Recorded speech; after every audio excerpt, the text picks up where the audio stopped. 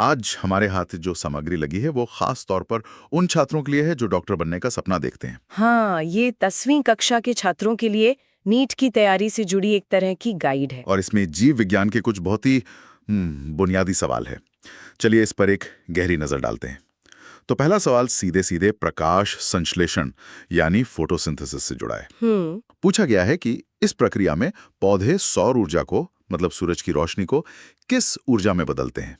इसका जवाब तो खैर सीधा है, रासायनिक ऊर्जा, केमिकल एनर्जी। बिल्कुल। पर असल में ये सिर्फ एक तथ्य नहीं है, ये वही प्रक्रिया है जो सूरज की रोशनी को उस खाने में बदलती है जिससे हम सब चलते हैं, जिसे पौधे ग्लूकोज के रूप में जमा करते हैं। हाँ, और यही पृथ्वी पर लगभग हर जीवन का आधार है। ठीक है, तो ऊर्जा आ गई। अब अगला सवाल मानव शरीर से है कि शरीर में ऑक्सीजन का परिवहन कौन करता है? ये काम करता है हीमोग्लोबिन, जो हमारी लाल रक्त कोशिकाओं में होता है। एकदम, हमारी आरबीसीज में। आप इसे शरीर की जैसे कोई डिलीवरी सर्विस समझ सकते हैं। दिलचस्प। हाँ, ये फेफड़ों से ऑक्सीजन उठाता है और शरीर के हर कोने तक पहुंचाता है। अब आनुवंशिकी की बात करते हैं, जेनेटिक्स की। और मेंडल की। हाँ, ग्रेगर मेंडल के प्रसिद्ध प्रयोग।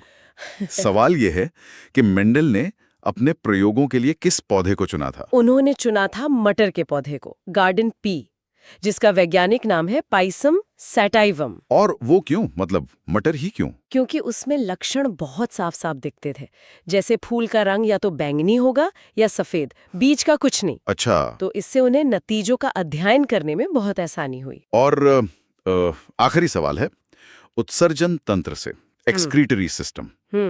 किडनी की कार्यात्मक इकाई, मतलब फंक्शनल यूनिट क्या है? किडनी की फंक्शनल यूनिट है नेफ्रॉन। नेफ्रॉन। असल में खून को छानने और साफ करने का जो मुख्य काम है, वो यही लाखों छोटी छोटी इकाइयां करती हैं। इन्हें फिल्ट्रेशन यूनिट भी कह सकते हैं। बिल्कुल कह सकते हैं। तो हमने 4 बहुत महत्वपूर्ण विषयों को छुआ: ऊर्जा का रूपांतरण, ऑक्सीजन का परिवहन, आनुवांशिकी की नींव, और शरीर की सफाई व्यवस्था। ये सभी जीव विज्ञान के स्तंभ हैं। और जो बात यहाँ सबसे दिलचस्प है वो ये कि ये सब प्रक्रियाएं एक दूसरे से जुड़ी हुई हैं। कैसे?